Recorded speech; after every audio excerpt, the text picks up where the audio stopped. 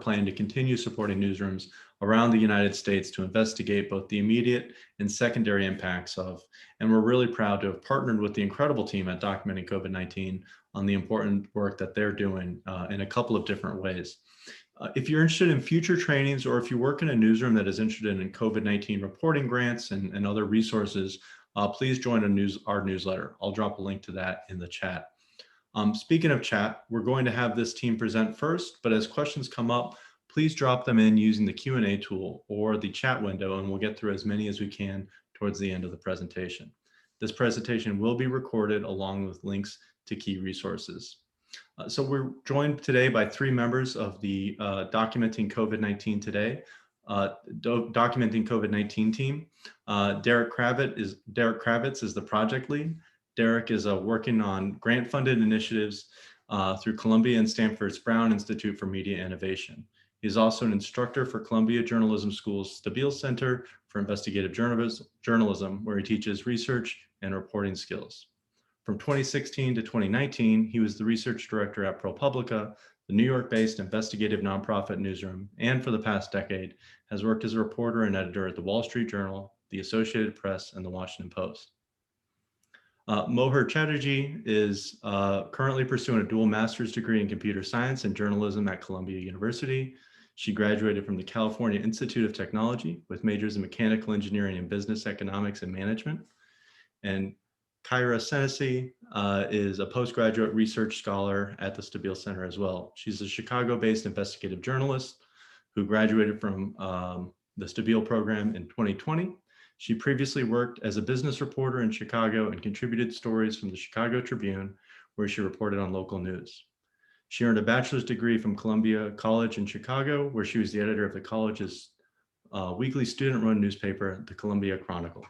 So with that, I'll hand it over to Derek to kind of talk through the work that they've been up to recently and some of the really amazing data and documents they have that can help influence your reporting and be a useful resource. So thanks so much for joining us, Derek. Thanks, Michael. Yeah, we'll just do a quick overview of the project first, and then we'll dive right into two case studies of this type of data and how we used it, how Mohar and Kira used it for their stories and projects, both in Chicago, Cook County, Illinois, and then also the Bay Area of California. But just stepping back a little bit, Documenting COVID-19, it's a public records repository. It has 260 record sets live and public, but hundreds more on our Google Drive folders from 47 states. And a lot of those data sets or document sets look at the pandemic's impact on local, county, and state health departments and people across the country. Our team is made up, like Michael said, of Columbia Journalism, data science folks from the Brown Institute of Media Innovation. Our goal is to obtain a lot of these type of public records that are housed behind FOIA and then share them with newsrooms, or in some cases, work with newsrooms to report out the findings and make sure that they're public and accessible to people. So the next slide, Mohar, if you can move to slide 2. So generally, what we think about when we're looking at areas to focus on, we look at underserved audiences. There are newsrooms across the country that are in need of help when it comes to either FOIA fees or how to navigate FOIA in their particular states.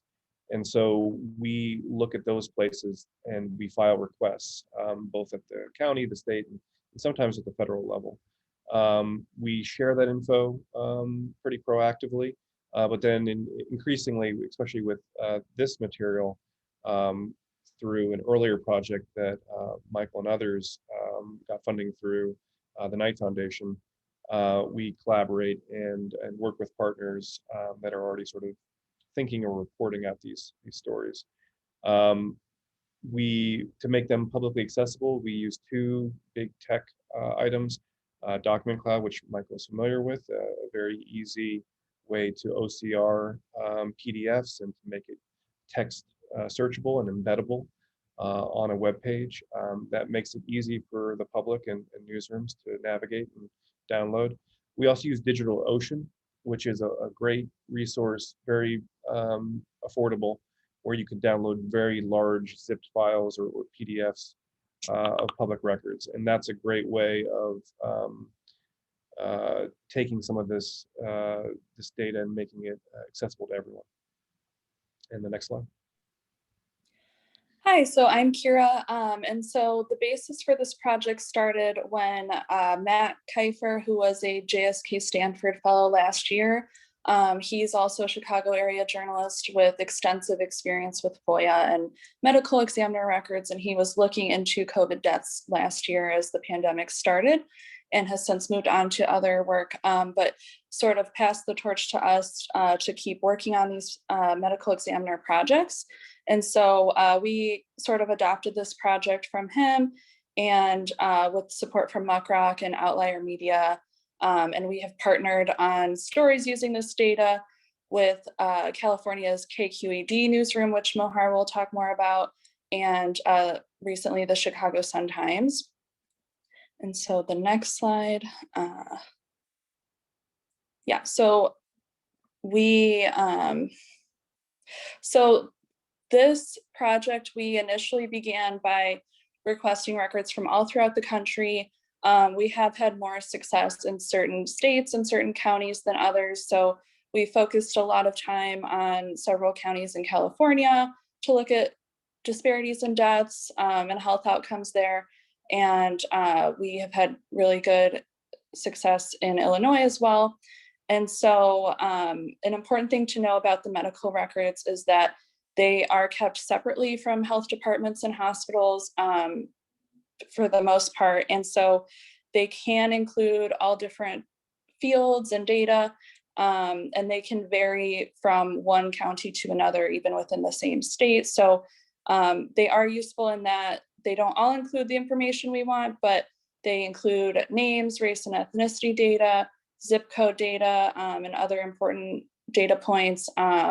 Some are more restrictive than others, so some might not have all of those fields, but that's what we look for. And really the purpose of this project was to look at racial and ethnic disparities in deaths. And it's also helped look for different outbreaks that might not have been reported a certain way, such as in jails or long-term care facilities like nursing homes. So that's been helpful, especially when some death records will have death location data, and we'll talk more about that. Yeah, and so sometimes we decide where to request based on hotspots or other things in the news that have come up throughout the pandemic. And then in the next slide, I'll talk more about Chicago medical examiner records.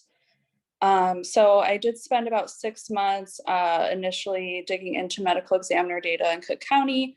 And that resulted in the first story that came out of the Cook County medical examiner records was kind of painting a picture retrospective of the first day in which Cook County had the first cases and deaths, which was a few days earlier than we previously thought. And so we were able to see that through the spreadsheet we got from the Cook County medical examiner. And so we did a story on that on about March 12th, 2020. That did run in the Chicago Sun-Times this year on the anniversary date. And then we were also able to use a lot of those same records we got from the county to kind of trace where and when different zip codes within the Cook County, Chicago area were hardest hit by COVID, and kind of see how it moved and hit different places harder. And that was important because we've heard anecdotally that in a lot of cities, especially more Black and Latino communities have been disproportionately impacted, but this allowed us to use the data and back up what we had heard anecdotally, and also use that for sourcing. And so in the next slide, we'll look at a second story we did with the Sun-Times, which that story was great because it allowed us to use the data and show where disproportionate impacts were happening in the Chicago area. But the death records also allowed us to see, dates of death and when different spikes were occurring, as well as names are included. And so we do redact that information at times when we need to publish it for privacy's sake, but the names are helpful because that allows us to look at names and addresses and find surviving family members and add a nice narrative element to the story and learn more about the people who died. And so the picture on this slide is of a woman I focused on for that data story, who was 36 when she died, and she lived in Cicero, which is a majority Latino area in Chicago, Cook County area. And so we got to talk about her and her experience with COVID and what happened in her family. And so that story also involved a community with multiple nursing homes and longer distances to local hospitals. So we were able to use that death location data to learn more about those scenarios as well. And then the next slide. And so, and this is a graphic our colleague Eric created. He's unable to join us today, but this was kind of our way of showing the different rates of death by race and ethnicity in Cook County. And this was broken down by week. And so at this point, in March of 2021, Cook County deaths were reaching up to 10,000. It's since passed that, but and so we wanted to kind of capture visually and show people how those death rates had varied by zip code. Chicago is still a very segregated city, so in some cases zip code data is not always helpful, but in the Cook County area it is pretty indicative of what's going on. And then we did talk about basically Black and Latino residents were hit hardest first, and then we did see in those records a spike in the Chicago suburbs with more deaths among white residents. And then more recently in that data story, we discussed the impact in Cicero, which is a majority Latino community. And then I think that's might be it for my section, Lohar. Okay, cool. Can you guys hear me? Wonderful. So I joined the Documenting COVID-19 team in February, so it's been about 3 months. And in that time, I've worked with death records primarily from California for a number of stories for KQED. So my section kind of goes over how I've worked with this data, what kind of methodologies we might be using, what pitfalls there might be.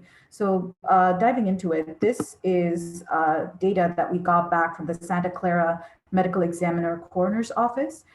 So this is an example of what the CSVs that you get from these county offices. The redaction, by the way, the column in black, that's the names of the dissidents, the people who've died. The redaction is mine, just for this presentation. So you'll likely get back Public Records Act requests with data that's quite detailed, lots of personally identifiable information, as Kira mentioned, that you've got to be careful about as you're doing your analysis. You don't want to publish something that's too identifiable.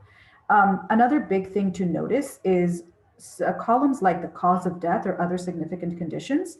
Those are columns that say doctors or nurses fill out, or it's human input. So you must expect human error. So if you're trying to flag records for COVID, you should know that sometimes it might be spelled incorrectly. So that's something that you need to account for. There's also a lot of non-standardized language. So if you want everyone who's died of diabetic failure, that might be noted in different ways, or hypertension even. Sometimes it might be acute hypertension. Sometimes it's just hypertension. So there's a lot of non-standardized language here. And the other thing that, again, Kira went over a little bit is it's important to understand what your data source is providing, is able to provide. So for example, are you getting all of the deaths from of the people who've died in the county, or are you getting all of the deaths of people whose residence address is in the county? Those would be two different things, because you might have people who are busing in or who are dying in hospitals but have their residences elsewhere. And then again, there's the notion of does this data account for people who've passed away at home, or is it just looking at the people who've died in hospitals? And also there are notions of what does the medical examiner's office provide versus what does the sheriff's office provide? And all of this stuff varies county by county, and the best way we've found to basically figure out what you're getting is to just ask your county officials. And we've also found it really helpful to corroborate our findings with a different data source. So for example, in Santa Clara, when we were trying to flag COVID deaths, I went through the CSV and wrote a short script to just flag all of the deaths that had COV mentioned in it, because I saw from the Excel spreadsheet that only really related to COVID deaths. And then I went to the statewide data portal, so the California Public Health Department's data, and went to their spreadsheets for Santa Clara and cross-checked the number of death records I'd found from what we'd been provided to the tally that they had. And I found that we'd gotten similar numbers, which gave me more confidence that the data we had was up to date and kind of complete. So these kinds of cross-checking corroborations are often very, very necessary as you're trying to do stories.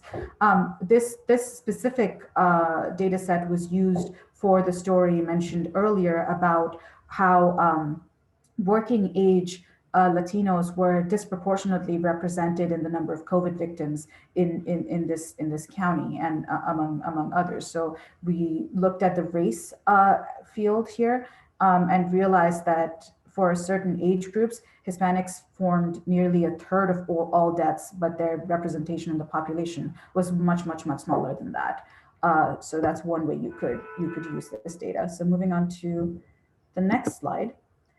This is data from the San Francisco Medical Examiner's Office. Again, the redactions are my own. And this CSV is sort of an example of how many records that are provided to you might be incomplete, especially closer to present day. So medical examiners and coroners' offices have case investigations that are ongoing, and those investigations, the cause of death might be listed as pending because they're just waiting to sort of figure out what the actual cause of death was. And San Francisco especially has a huge problem with pending cases, as we found. We did a pending case analysis for San Francisco, Alameda, and Santa Clara, and found that in San Francisco in 2020, at least a third of the cases that they'd provided to us, death records they provided to us, had pending case investigations or unknown causes of death. And it's really important to account for this incomplete data when you're trying to characterize trends. Like, is it, if you have incomplete data in cause of death, can you really sort of identify why, can you really sort of figure out why you might have excess death spikes in 2020? So to sort of make that case more clear, we were trying to use the San Francisco data to identify how many people might have died of drug overdoses that were overlooked in the midst of the pandemic. But because there were so many pending cases, we really weren't able to say with much confidence with this data that, you know, X number of people had died due to drug overdoses. So you might often need to re-request data records for fresher data pulls, and you can be quite specific. So the way we sort of got around to try and do the story, which is going to be published soon, is we literally just reached out to the San Francisco Medical Examiner's Office and we're like, hey, the death records we have seem incomplete, especially relative to some of the reports that your office has published on estimates of fentanyl deaths. So could you please give us a fresher data pool of everyone who's died of a fentanyl overdose? You could ask for all death records where manner of death includes suicide. And these can be official FOIA requests, but in this specific case, I sent them an email, which sort of prompted a response. So it's really very, they're, depending on the county, they can be quite communicative. Which brings me to how you would actually be working with these records. People do this in a lot of ways. This is just how I do it. I like using Python notebooks just because they're really simple to work with and to share with other members of your team. You can just upload the CSVs into the terminal onto a web terminal, and you can run code cells to sort of run your run your computations. So I like to use Pandas, the library Pandas, for a lot of this work. I found that data frames, Pandas data frames, are a very efficient data structure for records analysis. So if you can parse date columns as just that date, and you can say, give me all of the records in this very specific date range, or that have a very specific string in one of the columns, or it's really very nuanced. I think that's one of the main things that using a Python notebook really allows me to do, is achieve nuance in filtration and sorting. And also a lot of the code blocks, it might take a while to set it up in the first place. So I have a code block as an example in the top right image. You can reuse that stuff. A lot of the CSVs are very similar, and the intuition between death records can often be similar. So you can reuse code blocks. And if you're using this for the first time, I would expect a learning curve, but again, I would expect a short learning curve. This is Python can be very intuitive once you sort of give yourself to it. And I've mentioned before, but very useful for record flagging when you're trying to create very specific data subsets. So on the left, we have specifically COVID deaths, and then we've sort of looked at the age range of these COVID deaths. So we've put them into buckets based on the ages they've mentioned, and so that's sort of the intuition there. And the line chart on the right, that is part of our newest story. We were looking at the median age of all fentanyl deaths across 3 counties and sort of trying to see if there were any interesting trends.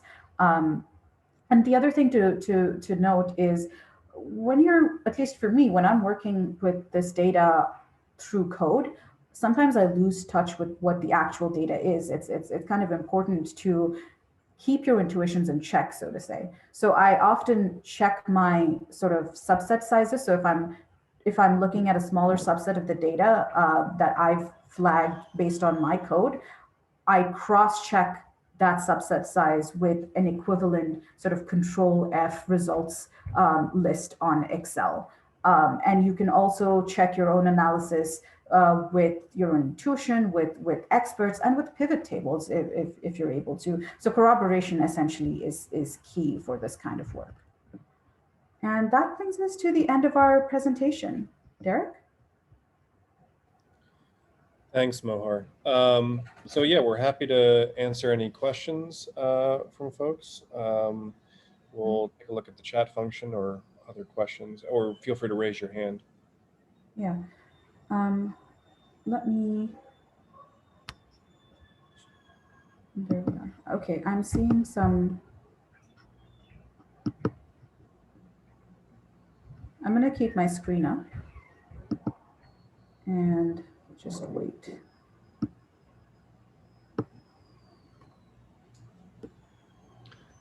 So I don't see any questions quite yet, but you were discussing the Python notebooks, and I'm wondering if any of that work is public, or if there's good opportunities to kind of build on some of the prior work you've done and kind of see some of that those notebooks.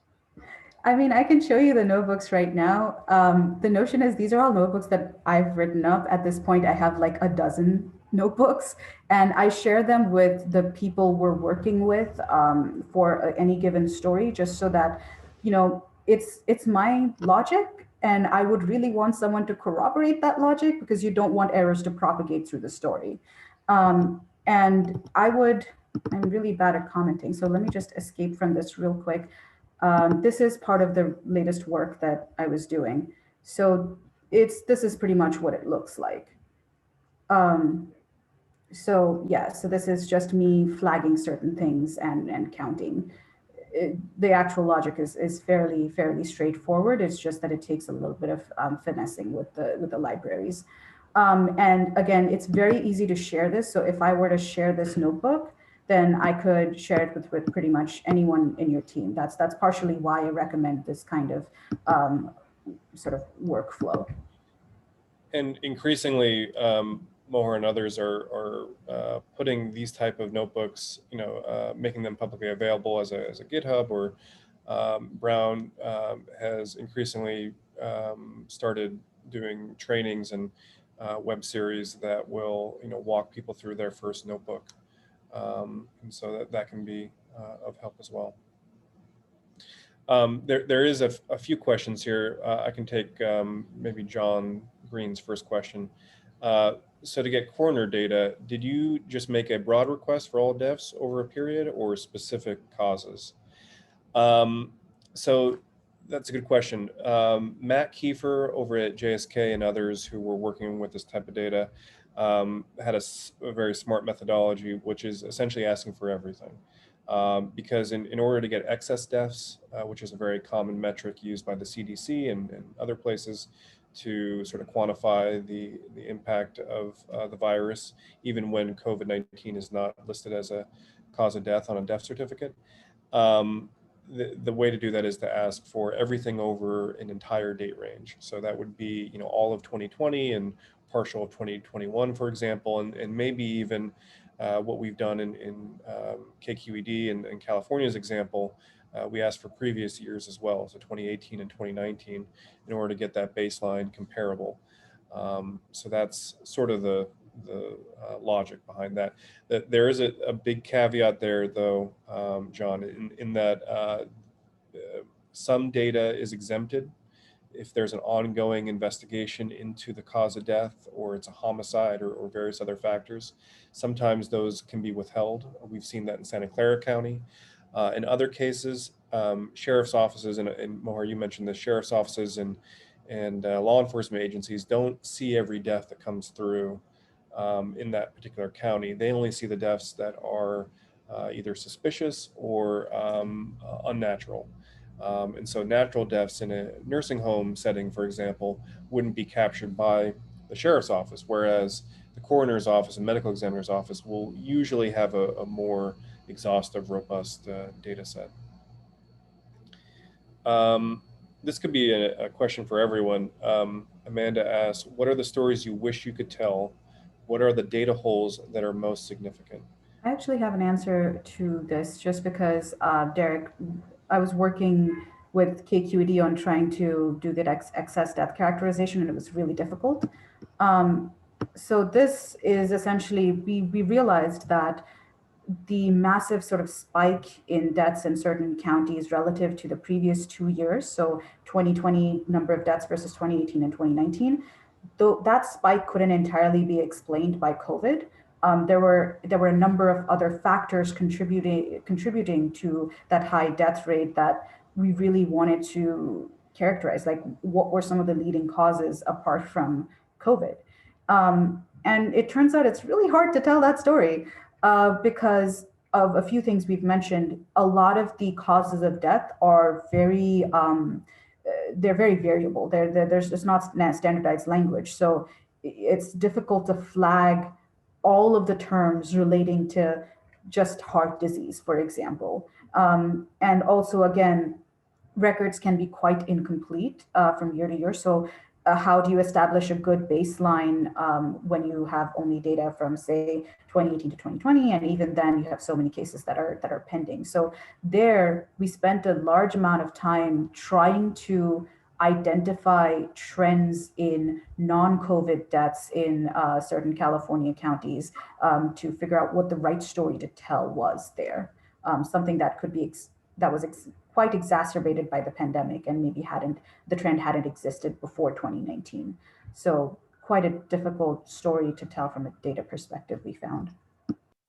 I would also add to that something else that complicated things in California and elsewhere. What with the data was not only do the death records vary from county to county, but sometimes we would run into issues with an agency we had previously received information from before sending us requests later with different fields missing or things like that. So even comparing the same county over time could be difficult, and we would have to go back to that agency and let them know that we do need all the same fields, or which ones we're missing and why, and things like that, and kind of fact checking that with them and checking things out.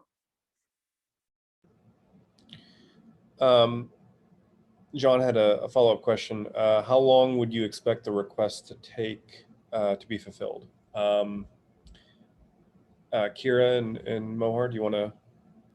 Oh, Yeah. Yeah, sorry, Kira, go first.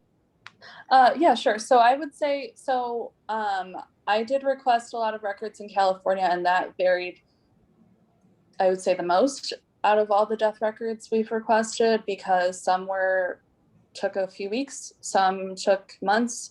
When we tried to request records from the health department for certain reasons, those requests basically just did not get fulfilled for the most part. But then in Chicago, the turnaround was much better.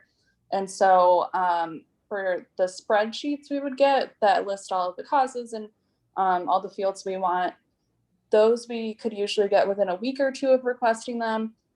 Something I didn't explain was for the more narrative stuff and specific examples and emblematic cases we wanted to include. I would go in person and get the more detailed death records for individual people, which would have more details about them and their cases of COVID and clues as to the transmission and how they got the virus. So that would take more time to have the medical examiner's office compile those individualized records. But yeah, I would say anywhere from a couple weeks to maybe months, but Mohar can talk more about California. Yes, I was just going to follow up. So a lot of the base records that we had were due to Kira's work. The follow-up stuff that so this is sort of the important bit. Once and sort of this connection was established between the public information officer, the follow-ups that I've emailed them for took maybe a couple of weeks at most. But part of that was also sort of being more specific in the kind of data we wanted, and sort of showing that we were aware of the way they'd filed their death records. And also in this case of San Francisco, we had to prove why we believed the death records they provided us were incomplete for that time period.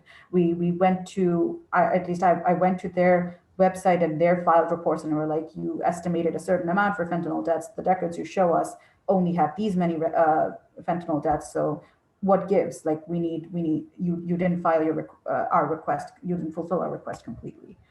So those, yeah. Yeah, and that brings up a good point. A lot of the FOIAs that we filed, one, relationships matter, and building a rapport with FOIA officers or public information staffers. And so we found that on follow-up requests, second and third or more requests, those were fulfilled faster when you talk to someone. And that's true for most of public records work. But beyond that, really checking the data against other sources, like Mohar did, going back to the county and checking their annual reports or their publicly available information, or even going back to the state data and looking at some of their county level, summary level data, some of their raw counts, can be very helpful in that, you might get a record set with 50 deaths, and the estimate is that there's 75. And so where's what's attributable, the discrepancy, what's missing, and by going back to the counties, we've been able to shore that up. So that's just a good lesson in bulletproofing and checking the data with multiple sources in a lot of these counties and states. I think the next question was actually Dave's about GitHub handles. We can, Dave, we can share that. Yeah. I have one, Mohar has one, and Eric on our team has one. Yeah.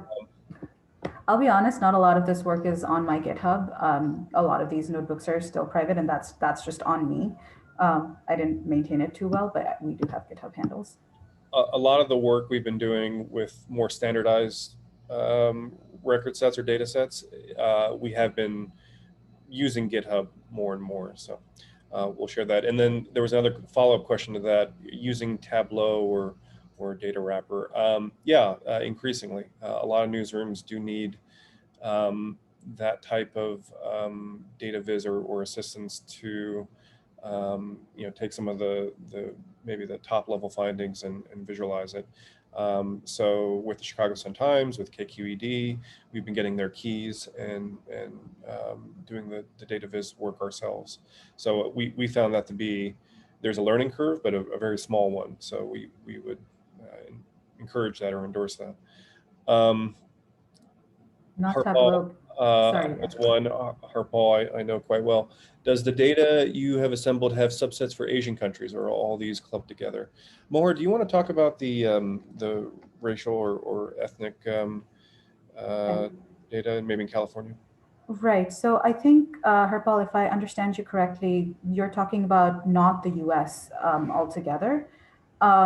So in that case, I just to address that note, it would be the FOIA requests we file are under the sort of Freedom of Information Act in the US.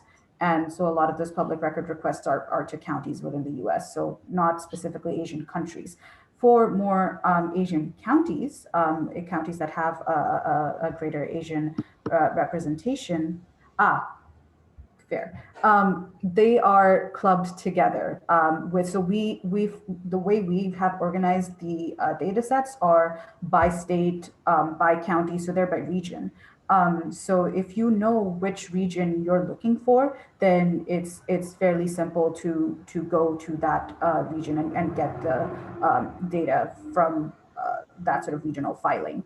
And then those CSVs will often have the race category, which you can sort by in CSV or in Excel format or in Python, what have you.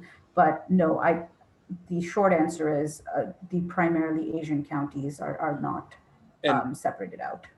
Harpal, one just piece of advice on those. One thing that we found that's actually quite useful is some counties or some states do separate out racial or ethnic subgroups, some, not all. And some do a sort of not a poor job, but make it difficult to separate out Asian, Arab, and other racial and ethnic. Right. So yeah, Mohar, do you want to just speak? Yeah, so primarily I would expect to see only Black, white, Asian, Hispanic. So those are the four main categories that we see represented across most data sets, at least in California. But then when you try and get more nuanced as to ethnicity, so if you want, say, Vietnamese, which I'm sure Kira can talk more about, or if you want, say, Pacific Islander or Middle Eastern, like those subsets, that's very variable by county. So it's really difficult to do cross-county analysis of more sort of like of racial subgroups or ethnic subgroups that are less well represented across counties. So yeah. But and to that end, if you are seeking that type of information, the U.S. Census's American Community Survey, the 2019 and now the 2020 figures are very useful by census tract. And if you can marry or match or join that data with the ACS data, you can pull out Vietnamese or South Asian or racial subgroups that you otherwise maybe wouldn't be able to just with death records alone. There was one, just I think a comment from Angie. Some counties are totally resistant to all requests. Kira or Mohar, do you have any thoughts on places that are just shut the door and what you've done in order to help open this? Yeah, this is actually not specifically related to COVID-19, but I filed a PRA request with Minnesota a while ago, and they've yet to get back to me. It's been like 6 months. So usually they will respond to you saying, yeah, we recognize that under the law, we're obligated to do this. But again, they will often file extensions just because, they'll say your request will just take too long, whether or not it takes too long. So that is definitely a thing that can happen. Yeah, I know that we have some requests even from early last summer that still have not been fulfilled. That's not the majority, but I know many of you have probably experienced this as well, but a lot of agencies have been able to use COVID as a reason that they're overburdened and unable to process requests in a timely way. So with those, I think the best thing is to either appeal or just keep following up with them daily or weekly, depending on how urgent your request is. And Angie, aside from being like terribly persistent and bordering on bugging counties, I always recommend going, if for one reason a county or even a state is not responsive, going to someplace else and naming and shaming and doing the things that newsrooms have done for many years to sort of compel disclosure or release, and potentially engaging with a good government group or a law firm to put something on letterhead. The other, let's see, Nicole had a good question. Would you all say that information regarding death from medical examiners are more accurate, for lack of a better word, than a county office? Is there an order of importance when it comes to these agencies and gathering information? Yes, Nicole, you're right. Medical examiner data is much more exhaustive, I guess this is probably the best word for that, and inclusive of natural and unnatural death. And so we would recommend first stop would be going to a county or in some cases a regional medical examiner's office and seeking records. Law enforcement agencies do keep track of this, but those are mostly unnatural deaths. And so say you're looking at overdoses or homicides or shooting deaths, those are good resources. But if you're looking at COVID or more natural forms of death, then you'll want to try with medical examiners. We've also found that it varies wildly. Death data, death certificate data is held by a lot of state repositories, public records repositories, and a lot of states like New York don't make that public for many years. Starting in 2011, 2012, that data pipeline to the federal government was also closed. So that makes it difficult to do, very large data analysis. So as far as counties go, we would recommend medical examiners. One thing I would add to that I forgot to mention earlier was in Cook County, we did interview the medical examiner because we had questions about some of the race and ethnicity data that we got in our spreadsheets. And so I think one thing, if you're concerned about the accuracy of the deaths by race and ethnicity, I would ask them for what they think their margin of error might be, because when we talked to the medical examiner here in Chicago, she did say that there are times when they don't know the race and ethnicity of a person, or they kind of just have to go off of what was initially reported to them by law enforcement or whoever reported that death. So there can be people who are classified as white or unknown, who might be Hispanic or Asian. And so I would just, I think it's worth asking the medical examiner about that. And sorry, one final point on that. We've also found that some medical examiners, some counties are better than others at sort of tracking COVID deaths. Santa Clara County, for example, tracks every COVID death, no matter which facility the death occurs in. So that could be at an assisted living facility, it could be at home, it could be in a hospital setting. And that's all tracked and available in a spreadsheet. Not every county does that. Cook County does that as well. But other places in California, other places in Louisiana that we've looked at, and along the Northeast don't necessarily do that. So just knowing the limitations, getting a README or a data dictionary is very helpful. I just want to say thank you, Eric, for the notebooks. After this panel, I'm going to take a look at them much more closely. Were there any other questions, or maybe Michael, if you had any sort of last thoughts? Yeah, I think that covers all the questions. Thank you, Documenting COVID-19 team, for sharing this today and this really wonderful presentation and such important work that you're doing. Thank you to everybody who attended and the really great questions. I realized we didn't actually drop a link to the Documenting COVID team's website, so I just dropped that in there in the chat, so you can go check out this material, check out these stories directly.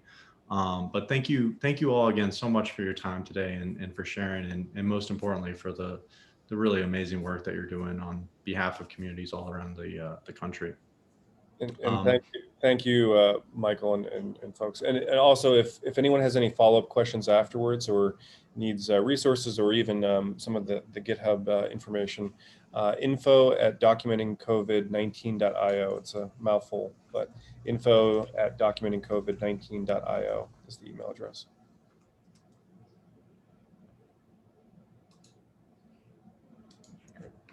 Should be on the screen now.